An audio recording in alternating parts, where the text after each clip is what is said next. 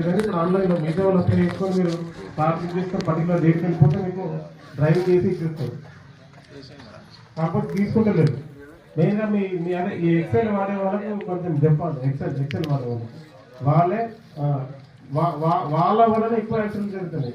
వాళ్ళ తప్పిదం వల్ల వేరే వాళ్ళ యాక్సిడెంట్ కన్నా గురవుతున్నారు, లేదంటే వాళ్ళనే చనిపోతున్నారు. వాళ్ళకి అవగాహన లేక, మెయిన్ వాళ్ళకి డ్రైవింగ్ స్కిల్స్ లేక, డ్రైవింగ్ నాలెడ్జ్ లేకపోవడం వల్లనే ఎక్కువ యాక్సిడెంట్ జరుగుతున్నాయి. మళ్ళీ ట్రాక్టర్లు కూడా మీరు చూడండి, మనం జనరల్గా అగ్రికల్చర్ వాడుకోవడానికి తెచ్చుకుంటాం ట్రాక్టర్లు. ఒక్క ట్రాక్టర్ కూడా రిజిస్ట్రేషన్ నంబర్ అయితే పెట్టరు, లేదంటే వేరే ఎక్కడో కొనుక్కుంటారు. రిజిస్ట్రేషన్ వేరే పేరు మీద ఉంటుంది, వీళ్ళ పేరు మీద ఉండదు. మన ట్రాక్టర్ డ్రైవింగ్ లైసెన్స్ ఉండదు, ట్రాక్టర్కి ఇన్సూరెన్స్ ఉండదు. రీసెంట్గా లాస్ట్ ఇక్కడ ట్రాక్టర్ దొంగతనం అయింది. అలాగే నుంచి ట్రాక్టర్